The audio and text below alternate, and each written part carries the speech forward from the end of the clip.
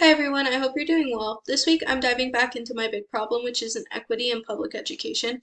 This is something I'm really passionate about, and because I see firsthand how students walk into schools with such different levels of access, support, and opportunities. And the impact of those gaps shows up really quickly in their confidence, their academic performance, and even how they view themselves as learners. When I look at this issue through Bronfenbrenner's bioecological model, there's a lot of layers involved.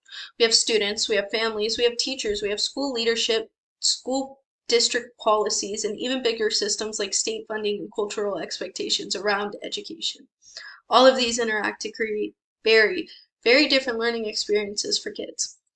For this video, I want to focus specifically on the microsystem, which is the immediate environment around the students. This includes classrooms, the teacher-student relationships, the teachers, the peer interactions, and the day-to-day learning experiences. I choose the microsystem because it's the level where teachers like us can make an immediate difference, when even the bigger systems can feel way too overwhelming.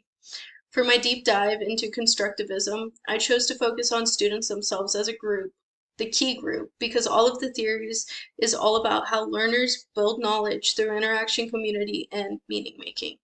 Before I get into constructivism, I want to quickly summarize behavioralism just to show how the theories contrast. Behavioralism is the learning theory that centers around observable behaviors, reinforcement, and conditioning. So basically, learning happens when you shape behaviors into reward, consequences, and repetition and practice systems. It's very structured and very teacher-directed. But constructivism almost takes the opposite approach. It says that learners build understanding by interacting with people, cultures, and languages, and real-life experiences. It's social, it's collaborative, it's based on meaning making.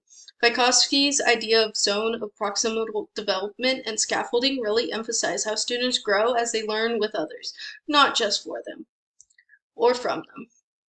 When I look at inequity in public education, I see the biggest opportunity to apply constructivism in the microsystem because that's where we create learning environments that empower students who might not have the resources at home. So the learning situation I imagine creating is a collaborative learning community inside the classroom. In this space, students worked in mixed ability groups where they teach others concepts, ask questions, and build meaning together. The teacher would scaffold learning by giving sentence stems, modeling thinking strategies, and stepping in when students hit the edge of the zone of proximal development, but still leaving room for students to explore, question, and explain. I picture a room where students feel like their voice actually matters, where their cultural background is seen as an asset, and where they're encouraged to connect what they're learning to their own lives and communities.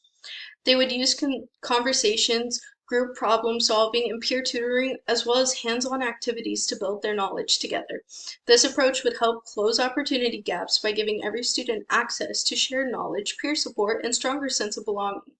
I would really love your help with one sticky point that I'm trying to figure out. How can I make sure that the quieter or more hesitant students still feel empowered to participate in a kind of collaborative learning environment? Sometimes inequity shows up not just in academic skills, but also in confidence and willing to speak up.